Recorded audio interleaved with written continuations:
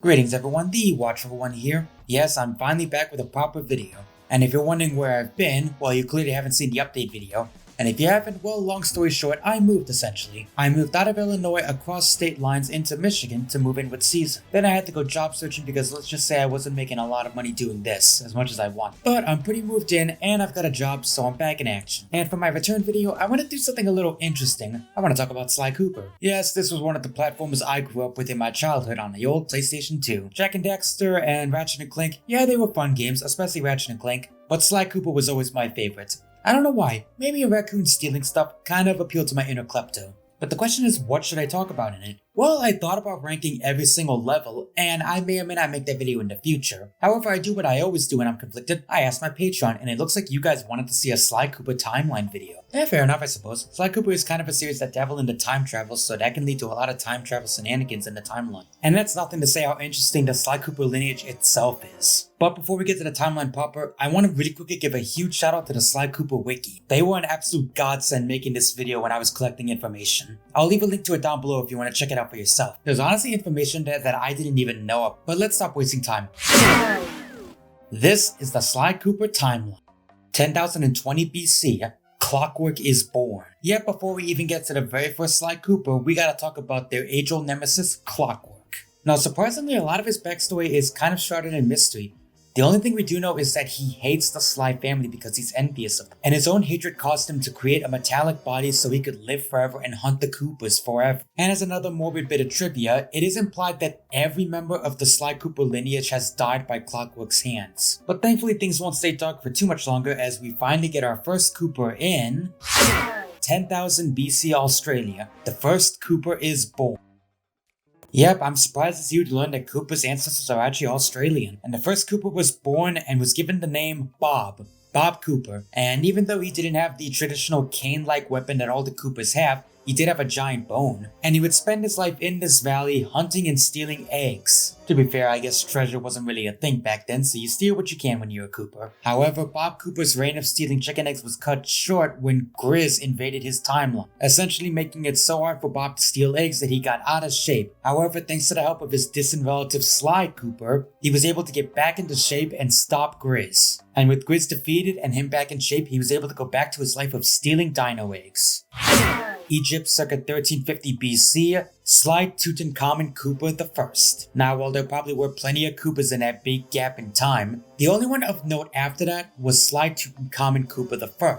And he's of note because he's the very first one cataloged in the Thieves Raccoonus, a big encyclopedia of Cooper techniques throughout the ages. And Sly Tutankhamen's ability was to turn invisible, which aided him in stealing from corrupt pharaohs and greedy noblemen and giving back to the poor. And yes, that would make him an ancient Egyptian Robin Hood. That is, however, another thing of note is that the Coopers have a strict code of only stealing from other thieves or greedy people. Because in their own words, there's no honor in a thief stealing from just anyone. It's also worth noting that as far as we know, this is the earliest Cooper to use the proper canes. Something that's a bit of a symbol for the Sly family and be passed down to every Cooper afterwards. Egypt 13,000 BC, Sly Tutankhamun II. After the first Sly Tutankhamun passed away, his son took over the mantle and basically continued his legacy. However, one very important thing of note is that Sly Tutankhamun II was responsible for creating the Cooper Vault, a giant vault in which every Cooper would stash their ill-gotten gains and leave them for future generations of Coopers, creating it as sort of a birthright for every Cooper afterwards to make their own contribution later. And it was also filled with traps that he himself invented, as he was the inventor of Egyptian-based traps that helped stop thieves from robbing tombs. And before we leave Egypt, I suppose the only other thing of note is that there was one more Sly Tutankhamun, Sly Tutankhamun III, born in 1280 BC. However, the only really thing of note to him is that he expanded upon the invisibility technique so that you could actually walk while doing it. But now we can move out of Egypt into another setting, into Middle Age Arabia, 1001 AD, Solomon al-Cooper. Now, while Solomon al-Cooper was born before 1001, it's important to note here because he was actually a rather old man during this time, and despite his old age, arguably he was the most skilled Cooper of them all. It was said that he had the stealth of over 40 thieves, and he was also a member of an organization of massive thieves called the 40 Thieves. I think there's a theme here, but I can't quite put my finger on it. Anyway, later on in his life, he made plans to finally retire after so much thieving, but unfortunately things didn't go so well, as one of his last thieving friends got kidnapped and with the help of the Cooper gang, set out to try and free him. Then after finally succeeding, he decided to retire and took a big nap. While napping, he had an amazing idea for a lucrative business. He would park his camel in town and just hand out snacks to hungry kids. And it worked. Wait a minute, it's that easy to have a small business? What am I doing wrong then? Middle-aged England, 1301.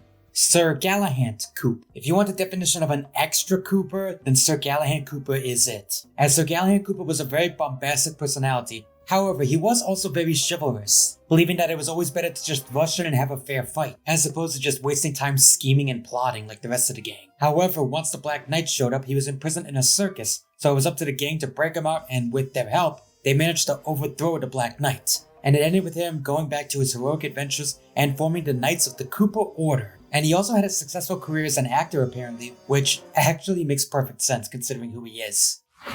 Medieval Scotland, 1400s, Sly mccooper. Considered the strongest out of all the Cooper clan, Sly mccooper is considered the strongest Cooper ever to live because his standard cane was a giant ass mace. And he used this giant mace to break locks in a single swipe, and despite this was still adept in using a technique known as the wall slide maneuver. He still preferred brute strength over just straight up stealth. I'm picturing a cross between Sly Cooper and the Hulk.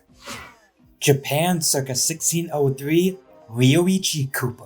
We finally get to arguably my favorite Cooper next to Sly, Ryuichi Cooper. Because he's a friggin' ninja, and like any good ninja, he was stealthy, stuck to the shadows, and stuck to the high ground. However, in addition to his thieving ways, he was also an adept sushi chef. In fact, the story of his famous Japanese sushi is a rather interesting adventure actually. You see, one day he was out fishing and caught a giant shark. He managed to bring it in and was about to kill it. However, he noticed a birthmark on the shark that looked exactly like the Cooper clan's logo. Seeing this as a sign, he spared the shark and instead used him as a mount in wars. I'm not joking, he rode a shark into battle, and it worked very well as they were rewarded handsomely for their efforts. However, one day, the shark grew too old, and so he asked Ryuichi to kill him and turn him into sushi, and use it to become very wealthy in his own restaurant. And it worked as his restaurant became world renowned. That was until one day his sushi accidentally poisoned the shogun, and he was framed for a crime by someone named El Jefe. But thanks to the Cooper gang, they managed to clear his name, get rid of El Jefe, and Ryuichi reopened his restaurant.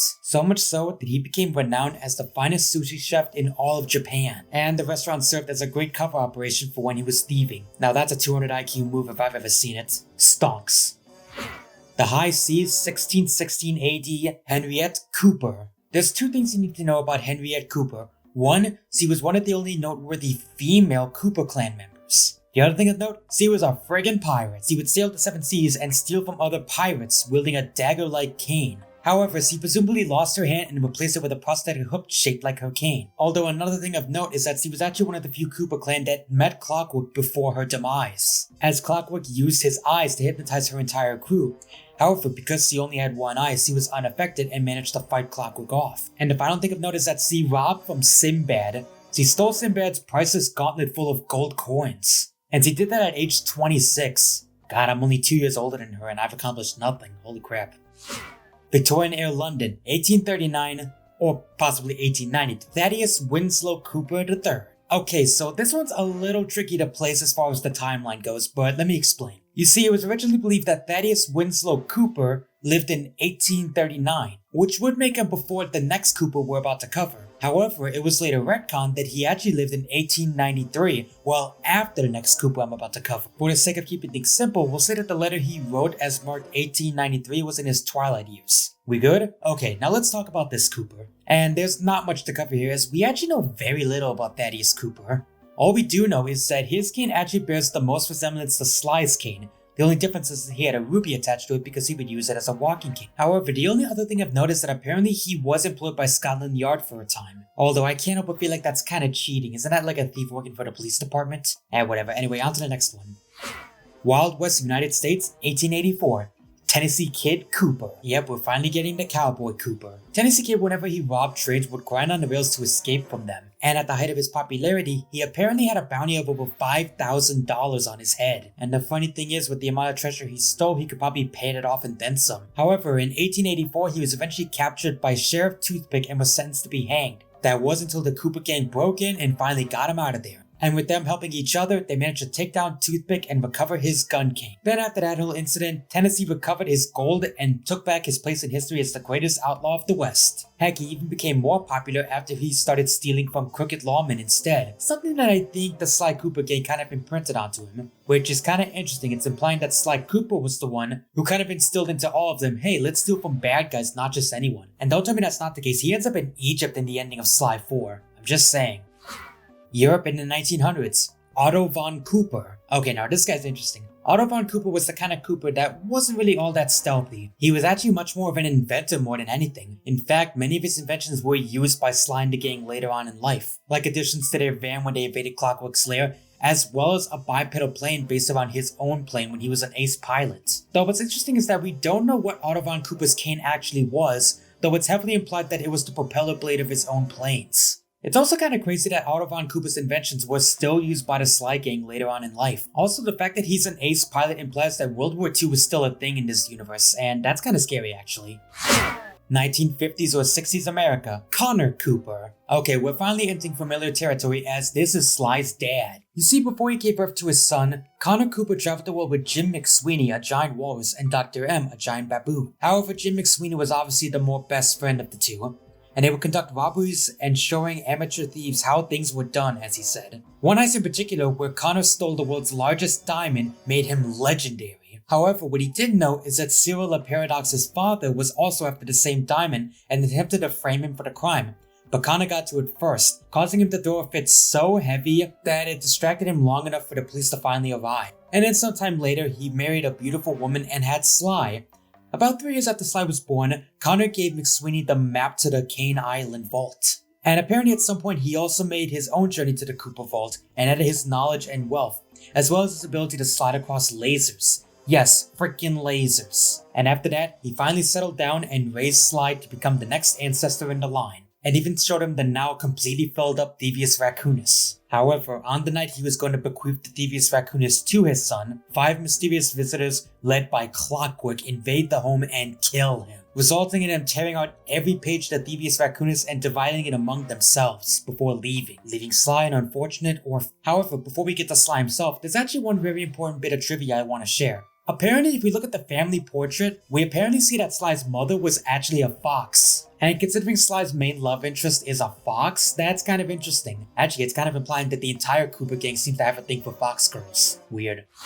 1992, Sly Cooper. This is essentially modern day and the latest in the Cooper lineage. Now, considering Sly is the main character of these games, there is a lot to go over, so I'm not going to go into every single minute detail. Just like how I didn't really go into a lot of the more minor Cooper members, even though there are a ton of them. But I also don't want to just leave you guys on Sly Cooper. Since he's the main character, I'm sure you guys want to hear a little bit. So here's a very overly simplified version of Sly's life so far. So after Sly was dropped off at the orphanage, he met Bentley and Murray, the brain and brawn of the Cooper gang. Together they became inseparable best friends and partners in crime. So finally, when he was old enough, he sought out vengeance against the people who killed his father, and to restore the Thievius Raccoonus to its former glory, hunting down the Fiendish Five one by one until finally getting to Clockwork, killing him and restoring the Thievius Raccoonus, all the while being chased by Carmelita Fox, his love interest for the entire series basically. However, since Clockwork has a reputation for not staying dead, they seek out every part of Clockwork and seek to destroy them one by one so he couldn't be reassembled. Unfortunately, each one fell into the hand of the Claw Gang, who used the different parts for very small criminal schemes. That was until they were knocked out and every single part was stolen and Clockwork was reassembled. However, instead of the actual person who was supposed to pilot it, Constable Neela ended up taking it over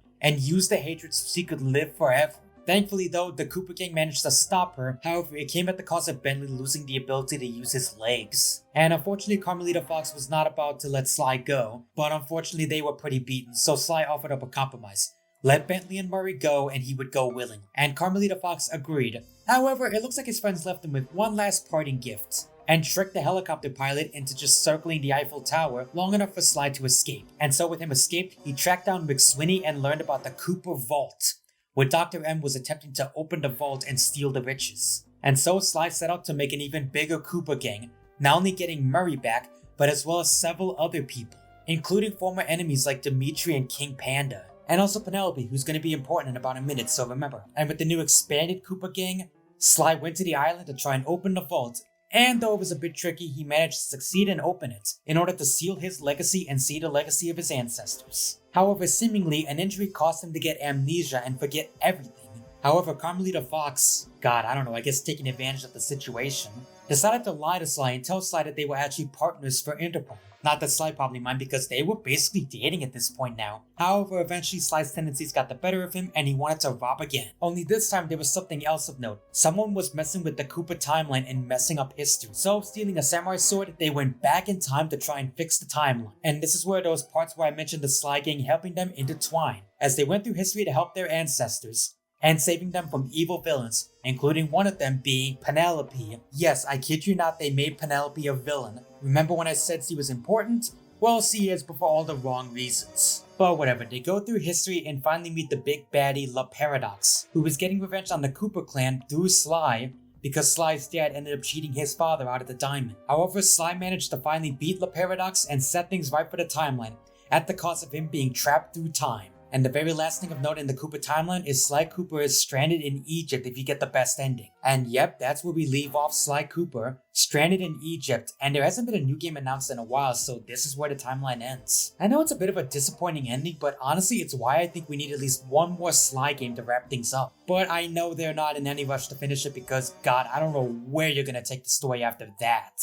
But regardless, it was still interesting to look over the Sly Cooper timeline, just going over all the crazy adventures of Sly's family through the ages. And I hope that with the fact that Sly 4 ended with him trapped in Egypt, we're going to be seeing much more of them in the future. But that's all I got for you guys for today, so thank you so much for watching. I know it's been a while since I made a proper video, and trust me, I'm going to be getting back into the swing of things now that I've officially moved in. However, that being said, if you want to help me much more directly and make sure content becomes much more regular, I do have a Patreon. If I can become much more financially stable, I can prioritize this much more over my current job. Even so much as just $1 a month is a great help. But there's more than just that, you'll get other stuff like joining us for our tabletop adventures if you donate enough. And speaking of which, we're actually in the middle of one right now. The Game Masters, a tabletop adventure through the world of Nintendo.